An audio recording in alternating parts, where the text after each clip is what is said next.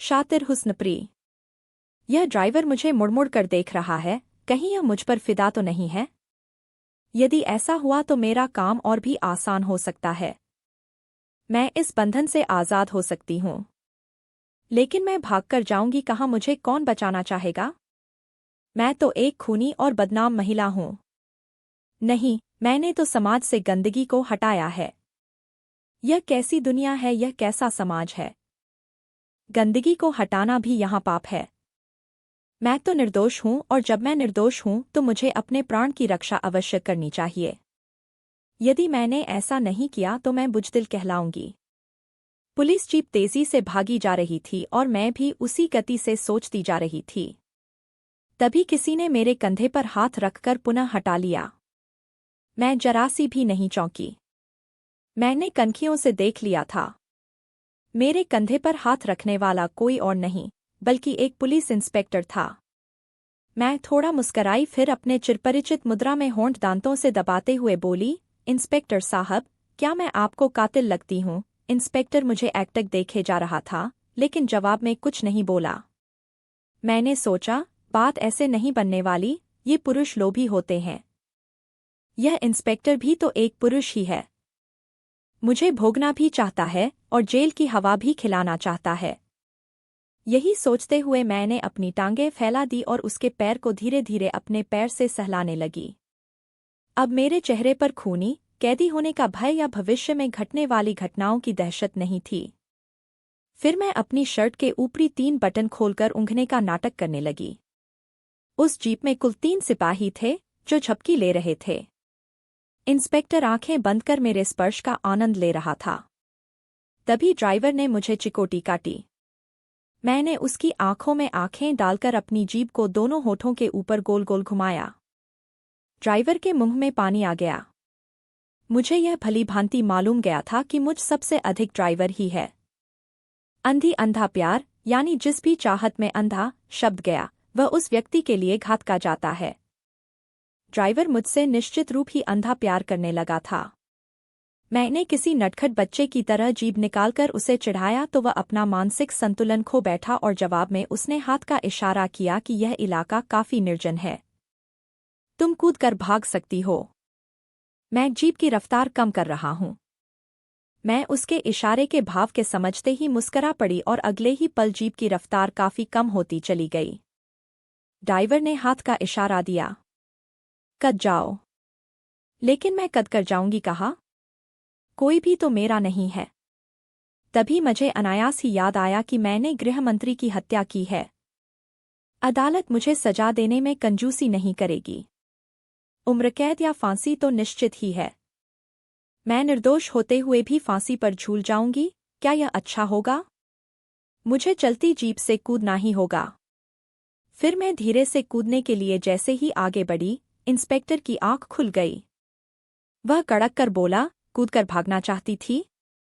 यह पिस्तौल देख रही है न? खोपड़ी उड़ा दूंगा।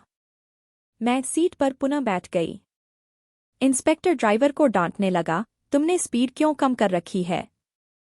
लगता है इसके तीखे नैनों ने तेरे ऊपर भी जादू कर दिया है। बेवकूफ, तू नहीं जानता यह भाग गई तो हमारा क्या हाल होगा। इंस्पेक्टर साहब, यदि मैं भागना चाहूंगी तो आप मुझे रोक नहीं सकते। मेरे यह कहते ही इंस्पेक्टर मुझ पर भड़क उठा और पिस्तौल के पिछले हिस्से से मुझे पीटने लगा। मेरे हाथों में हथकड़ी थी। मैं गुस्से से बिफरती हुई बोली, है तो हथकड़ी खोल कर देख।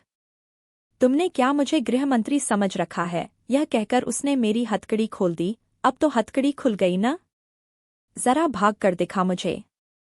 मैंने अचानक ही उछलकर इंस्पेक्टर की नाक पर एक घूसा मारा, उसके हाथ से पिस्तौल छीना और चलती जीप से एक चट्टान पर कूद गई।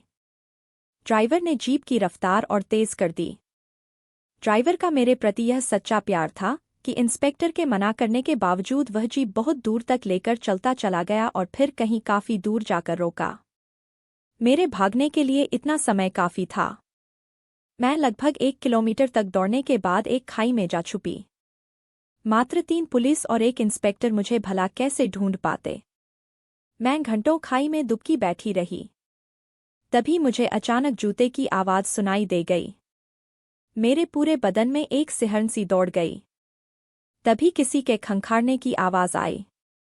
वह खाई के किनारे पर ही खड़ा था। मैंने उसे देखने के लिए जैसे ही सिर ऊपर की ओर उठाया, उसने मेरे मुंह पर थूक दिया। मैंने समझा कि उसने ऐसा जानबूझकर किया है। उसके सिर्फ जूते ही मुझे दिख रहे थे। इतने में ही एक हल्की सी बुदबुदाहट मुझे सुनाई दी। वह चकमा देकर कहाँ भाग गई? मैंने उसकी मदद न की होती तो क्या वह भाग निकलती? अब मैं समझ गई, यह ड्राइवर की ही आवाज है। इंस्पेक्टर सिपाहियों के साथ इधर ही कहीं होगा। हे ईश्वर, मेरी रक्षा करना। मेरा तुम्हारे सिवा कोई नहीं है। मैंने यह प्रार्थना सच्चे मन से की थी। आज मुझे महसूस हो रहा था कि जब व्यक्ति चारों तरफ से संकट में घिर जाता है तो वह ईश्वर के अस्तित्व को स्वीकार कर लेता है। जीवन में कभी भी मैंने ईश्वर को नहीं याद किया और न कभी मंदिर ही गई हूँ, पर आज संकट की इस घड़ी में वह अनायास ही याद हो आया है। ऐसा मैं सोच ही रही थी कि इंस्पेक्टर मुझे गालियां देते हुए जोर से चीखा, वह कमीनी, हरामजादी, आखिर भाग ही गई। लेकिन भागकर आखिर जाएगी कहाँ? होगी तो इसी जंगल में ही। यह कहकर इंस्पेक्टर दूसरी तरफ बढ़ गया। मैंने एक लंबी सांस ली और छोड़ी भी। चलो, इंस्पेक्टर का बच्चा तो गया, लेकिन मैं यहां से निकलूंगी कैसे? मुझे भूख प्यास दोनों ही लगी थी। तभी मुझे कुछ महिलाओं के चहकने की आवाज सुनाई दी। मैंने सोचा, क्यों न इन्हीं के साथ मैं जंगल से बाहर निकल जाऊं। लेकिन मेरा यह सोचना गलत था, क्योंकि उनके और मेरे पहनावे में काफी अंतर था। मैं दूर से ही पहचान में आ सकती थी। वे महिलाएं चली गईं। जंगल के पास के ही गांव की रहने वाली थी शायद। मैंने थोड़ी हिम्मत की और झाड़ियों में छुपते छिपाते सामने वाली सड़क के किनारे जाकर बैठ गई। मेरी चुस्त पैंट नीचे से सिलाई छोड़ चुकी थी। शर्ट के बटन तो पहले से ही खुले थे। इसी बीच मुझे दूर से ही एक जिप्स आती दिखाई दी। वह बड़ी तेज रफ्तार चली आ रही थी। मैंने बैठे बैठे ही आग की ओर झुककर हाथ हिलाना शुरू किया तो वह जिप्सी मुझसे तकरीबन 2 गज की दूरी पर आकर रुकी। मैं जानबूझकर लंगड़ाती हुई जिप्सी के पास पहुंची और अंदर बैठे व्यक्ति से बोली, मेरी गाड़ी का एक्सीडेंट हो गया। प्लीज, मुझे आगे शहर तक छोड़ देंगे? वह आदमी शायद पहले से ही खींचा हुआ था। मुझ पर नजर टिकाते हुए बोला, अरे बाबा, किस शहर तक? आखिर उस शहर का कोई नाम भी तो होगा। यह कहते कहते जब उसकी नज़र मेरे शर्ट से झांकते गतिगोल स्तनों पर पड़ी तो वह अचानक ही मुस्करा पड़ा। अच्छा ठीक है, तुम पीछे मेरे साथ वाली सीट पर आ जाओ। मैं फौरन उसके बगल में जाकर बैठ गई। ड्राइवर ने गाड़ी स्टार्ट कर दी। मैंने पूछा, वैसे आप कहाँ तक जाएंगे? मैं तो जहन्नुम तक जाऊंगा। यह कहकर वह चुप हो गया। मैंने मन ही मन सोचा, अजीब आदमी है, पूछने पर उल्टा ही जवाब देता है। खैर, कोई बात नहीं, ऐसे लोग ही मुझे सूट करते हैं। यही सब सोचते सोचते मैं उसको ऊपर से नीचे तक निहारने लगी। वह यही कोई 50-55 वर्ष का एक स्वस्थ व्यक्ति था। रंग उसका काला था, पर देखने में स्मार्ट था। लेकिन उसकी आंखों में एक अजीब सा खालीपन झलक रहा था। तभी मुझे मोबाइल की घंटी की आवाज सुनाई दे गई। वह बातें करने लगा, हाँ, मैं उस मनोचिकित्सक के पास से ही आ रहा हूँ। रीमा ने जब से मुझे तलाक दिया है, तब से मैं और अधिक बीमार रहने लगा हूँ।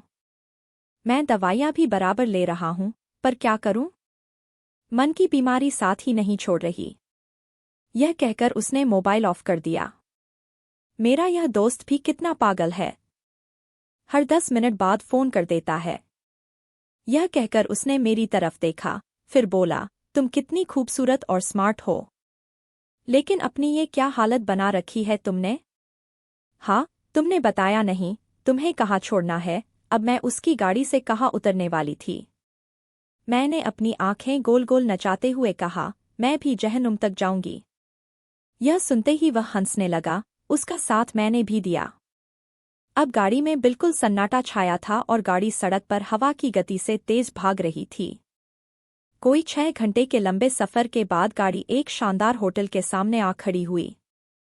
शाम का धुंधलका बढ़ता ही जा रहा था। उसने कहा, नीचे उतरो, आज रात यहीं गुजारनी होगी। मुझे गाड़ी से बाहर आने में काफी झिझक महसूस हो रही थी, क्योंकि मेरे कपड़े एक 5 स्टार होटल में जाने लायक नहीं थे। शर्ट के बटन टूट गए थे, पैंट की सिलाई कमर से नीचे उधड़ गई थी। इन कपड़ों में चकाचौंध रोशनी के सामने जाना लोगों के मन में कई तरह के सवाल खड़ा कर सकता था। फिर भी मैं गाड़ी से बाहर आ गई। दूसरा कोई चारा भी नहीं था। गाड़ी से उतरे अभी 2 मिनट ही आए थे कि 2 जवान लड़कियां उस आदमी के पास आ खड़ी हुई और दोनों उसके कंधों से झूलते हुए बोलीं, कैसे हो निर्मल? तुम्हारा भी कोई जवाब नहीं। मानसिक रोगी होने का ड्रामा करके तुमने रीमा से अपना पीछा छुड़ा ही लिया। उसका नाम निर्मल है, उन लड़कियों से ही मुझे मालूम हुआ। निर्मल खींखी की भद्दी हंसी हंसते हुए बोला, तुम दोनों के कहने पर ही तो मैंने रीमा को छोड़ने का मन बनाया। जब वह तलाक देने के लिए राजी नहीं हुई तो मुझे पागल होने का ड्रामा करना पड़ा। इस ड्रामे को हकीकत में ढालने के लिए मुझे लाखों रुपयों के अपने सामान तोड़ने फोड़ने पड़े। निर्मल का व्यक्तित्व धीरे धीरे मेरे सामने खुलता जा रहा था। वह अव्वल दर्जे का अयाश मुझे लगा। उन दोनों लड़कियों के नाम कली और खिली थे और उनकी उम्र यही कोई 21-22 की थी। मैं सोचने लगी, स्त्री पुरुष के संबंधों की मुझे अच्छी पहचान है। अधिक उम्र के पुरुष कमसिन लड़कियों को ज्यादा पसंद करते हैं और कम उम्र के पुरुष अधिक उम्र की औरतों को पसंद करते हैं। यह पसंद नापसंद का गणित भी बड़ा ही अनोखा है, बड़ा ही पेचीदा है। निर्मल इन कमसिन लड़कियों की खातिर पागल तक बन गया। अपने हजारों लाखों के सामान यह दिखाने के लिए तोड़ दिए कि वह सचमुच ही पागल हो गया है। और वह रीमा कितनी बेवकूफ औरत है, जिसने अपने 20 वर्षीय वैवाहिक जीवन से किनारा इसलिए कर लिया कि उसका पति मानसिक रोगी है। फिर यह विवाह एक समझौता ही तो हुआ न? प्यार में तो कोई समझौता होता ही नहीं है।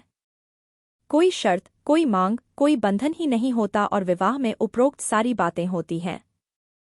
लेकिन यहाँ तो निर्मल को इन लड़कियों से कोई प्यार ही नहीं है और लड़कियां भी निर्मल से प्यार नहीं करती हैं। यहाँ भी एक समझौता है। ये लड़कियां अपनी कमसिन देह निर्मल को देंगी और निर्मल उन्हें धन देगा। फिर यह प्यार न होकर एक सौदा ही हुआ न? प्यार और विवाह दोनों ही सौदेबाजी पर आकर टिक गए हैं। विवाह में भी वासना, जरूरतें, जीवन की सुरक्षा का महत्व है और प्रेम में भी इन बातों की प्रधानता है। विवाह भी बेमेल होने लगे हैं और प्रेम भी बेमेल होने लगे हैं। एक अमीर परिवार की लड़की की शादी गरीब परिवार में हो जाती है और एक गरीब परिवार के लड़के का प्यार भी एक अमीर लड़की से हो जाता है। फिर विवाह और प्रेम एक जैसे ही हुए न? उफ! मैं तो पागल हो जाऊंगी। विवाह और प्रेम को परखना, पहचानना और तौलना इतना आसान नहीं है। दोनों में ही तालमेल है। दोनों ही धन और देह पर टिके हुए हैं। मैं अभी न जाने और क्या क्या सोचती, तभी निर्मल मेरे पास आकर अचानक ही बोल पड़ा, प्लीज तुम आज मेरे साथ ही होटल के कमरे में ठहर जाओ। मेरा जहन्नुम बस यहीं पर आकर खत्म होता है। मैं कसम साई फिर आगे बढ़ गई। मेरे मन में अशांति फैली हुई थी। निर्मल मेरे साथ कैसा व्यवहार करेगा, इसको लेकर मैं अशांत नहीं थी। यह तो मुझे पहले से ही मालूम था कि जो मुझे एक बार देख लेता है वह मुझे एक बार पूरी तरह पाना जरूर चाहता है। कली और खिली दोनों ही लड़कियां मेरे सामने फीकी पड़ गई थीं। यही सोचते हुए मैं होटल के कमरे में आ गई। मेरे अंदर आते ही निर्मल ने दरवाज़ा बंद कर लिया और मुझे अपनी बाहों में समेटने के लिए हाथ लपकाने लगा। मैं पीछे हटती हुई बोली, इतनी जल्दबाजी अच्छी नहीं, अभी तो पूरी रात पड़ी है। देखो, मेरे शर्ट पैंट फटे पड़े हैं। मैं पहले बाजार जाना चाहती हूँ। मेरे पास शर्ट पैंट हैं न, वे किस काम आएंगे? यह कहकर उसने ब्रीफकेस खोला और मेरे आगे एक खूबसूरत सा शर्ट पैंट रख दिया। मैं हंस पड़ी, यह मुझ में होगा, यह मेरा थोड़े ही है। यह तो मैं कली के लिए ले आया था। अब तुम ही इसे पहन लो। निर्मल यह कहते कहते मेरी ओर बढ़ गया, अब तो मना न करो। वह आदत से मजबूर था। मैंने उसे रोकते हुए कहा, अच्छा, ये बताओ, तुम्हारी पत्नी रीमा में क्या खराबी थी कि तुम्हें उससे अपना पीछा छुड़ाने के लिए पागल होने का ड्रामा करना पड़ा? वह अब बूढ़ी हो गई है। सहवास में उसकी रुचि भी नहीं रह गई थी। तुमसे क्या छिपाना, मेरी शुरू से ही आदत रही है नई चीजें खाने की। चाहे वह औरत हो या चाहे खाने पहनने की कोई वस्तु, यह कहकर निर्मल हंसने लगा। तुम औरत की तुलना चीज, पहनावे और खाने पीने के पदार्थों से कर रहे हो? एक जीते जागते इंसान की अहमियत तुम्हारी नज़र में निर्जीव सामान की है। आश्चर्य, घोर आश्चर्य। तुम जैसे मर्दों ने ही तो विवाह और प्रेम की परिभाषाएं बदल दी हैं, जीवन के गणित को झुठला दिया है। मेरे यह कहते ही वह एक फूहड़ हंसी हंसते हुए चीखा, देखो, उपदेश मत दो। क्या यह झूठ है कि औरत एक चीज नहीं है? पुरुषों के मनोरंजन का साधन नहीं है, जब तक रीमा मनोरंजन का साधन रही। वैवाहिक जीवन को मैं खींचता रहा, और जब वह एक मोटी, भद्दी और प्रौढ़ महिला बन गई तो मैंने उससे अपना पीछा छुड़ा लिया। तुम क्या किसी चीज से कम मूल्यवान हो? कोई भी चीज मूल्यवान नहीं होती, क्योंकि उसको मूल्यवान या मूल्यहीन बनाने का काम इंसान के हाथों में होता है। लेकिन एक औरत तो अमूल्य होती है। उसमें प्राण होता है, जिसको इंसान पैदा नहीं कर सकता। क्या एक प्राणधारी को तुम एक चीज मान सकते हो? तो जाओ, इस पलंग से अपनी रातें हसीन करो, मेरी तरफ बार बार क्यों लपक रहे हो? यह कहकर मैं मुस्कराने लगी। अब बस भी करो। यह कहकर निर्मल ने मुझे अपनी बाहों में समेट लिया। मैंने इसका कोई विरोध नहीं किया, क्योंकि मेरे मन में तो कुछ और ही चल रहा था। देखते ही देखते निर्मल निर्वस्त्र हो गया और अब मुझे भी निर्वस्त्र करने लगा। तभी मुझे अचानक गुस्सा आ गया और मैंने उसके गुप्तांग को हाथ से पकड़कर जोर से मरोड़ दिया। वह फर्श पर गिरकर पहले छटपटाया, फिर बेहोश हो गया। मैंने फटाफट उसके दिए कपड़े पहने और उसकी ओर घृणा से देखते हुए बुदबुदाई, चीज तो उसे कहा जाता है जो मारने पर या कच कहने पर प्रतिक्रिया स्वरूप कच कहती या हमला नहीं करती। औरत कोई चीज नहीं है, वह तो प्राणवान है। चोट लगने पर वह भी चोट करती है। फिर उस खंखार हसीना ने दरवाज़ा खोला और लंबे लंबे डग भरती हई सीढ़ियां उतरती चली गई। मेरी कहानी अगर आपको पसंद आती है तो मेरे चैनल को लाइक करें, सब्सक्राइब करें और नोटिफिकेशन बेल को ज़रूर दबाएं नया वीडियो पहले पाने के लिए। नमस्कार।